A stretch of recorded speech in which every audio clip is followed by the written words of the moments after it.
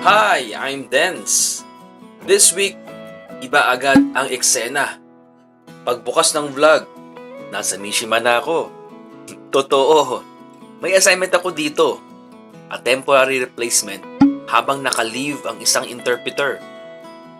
Pero kung alam ko lang, may plot twist pala.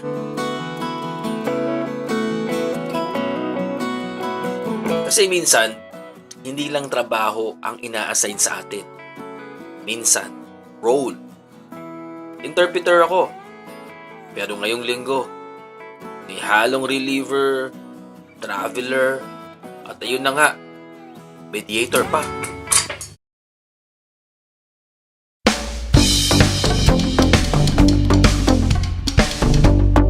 This week, iba ang vibe. Pero kalma lang tayo. Walang chismisan, walang bias. Just real stories, real people, real lessons.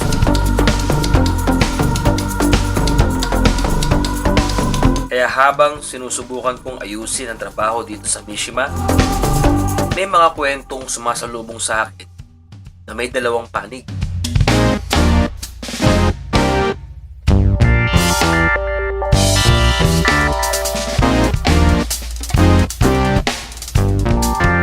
Okay, konting kwento. Pagdating ko dito sa Mishima, malaki rin pala ang binigay na role sa akin ni Lord dito. May na-witness ako, mga unfair judgment, unfair treatment, and false assessment. Hindi ako judge, hindi ako referee, hindi rin ito court hearing. Pero dahil taga-ibang branch ako, at dayo lang tayo dito, nasa gitna lang ako ng mga tension. And that's where this episode was born. Two sides of the story. Hindi para manira, hindi para mag-victim blame, pero para ipakita sa bawat gulo, may perspective na kailangan mong timbangin nang hindi mawawala o nawawala ang respeto at compassion.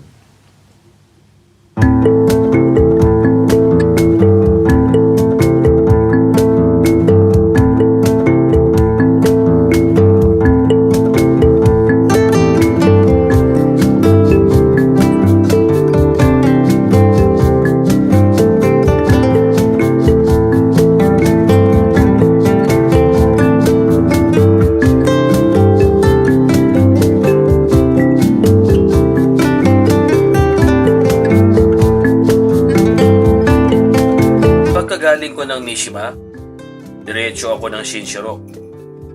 Wala nang munang uwian sa Toyohashi. Walang pahinga. At miss ko na ang mga anak ko. Sabi ng katawan ko, kalma lang muna Brad. Pero sabi ng schedule ko, Brad, hindi po pwede.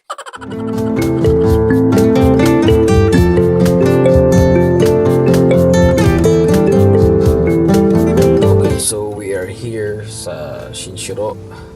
So from Mishima, dumiretso na tayo dito sa Shinshiro kasi hindi talaga ako aabot kung uwi pa ako ng Toyohashi. So talagang straight na to from 10 o'clock drive 4 hours, then diretso dito sa Shinshiro. Kanina nagkaroon ng Benkyokai or review session ang group F. Susunod na magbe-Benkyokai ay yung group G. Ayan. So mayroon pa naman tayong energy. Nakaidlip na rin tayo ng konti. Prepare na ako, then babalik ako doon sa loob.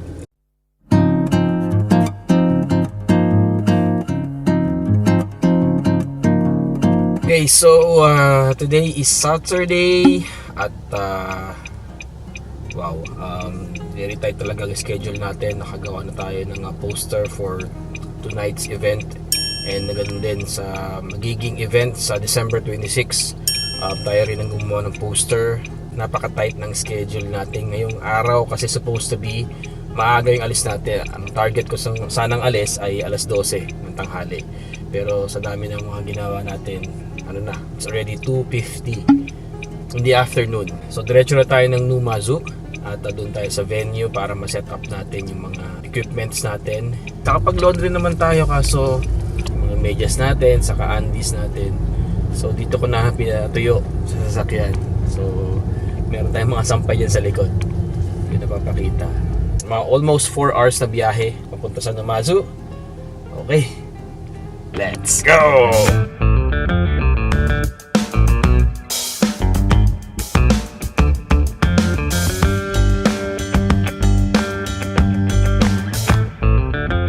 5 days nasa workplaces ako, handling duties and concerns.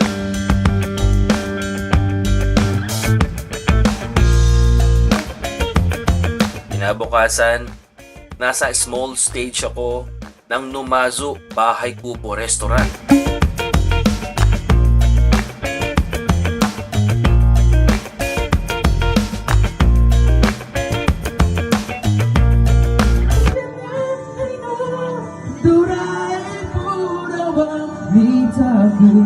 Kantahan, tawanan, tinanggap ang mga song request at wild energy ng mga kababayan natin sa lugar na yon. Parang may dalawang mundo. Trabaho, musika, parehong parte ng buhay ko.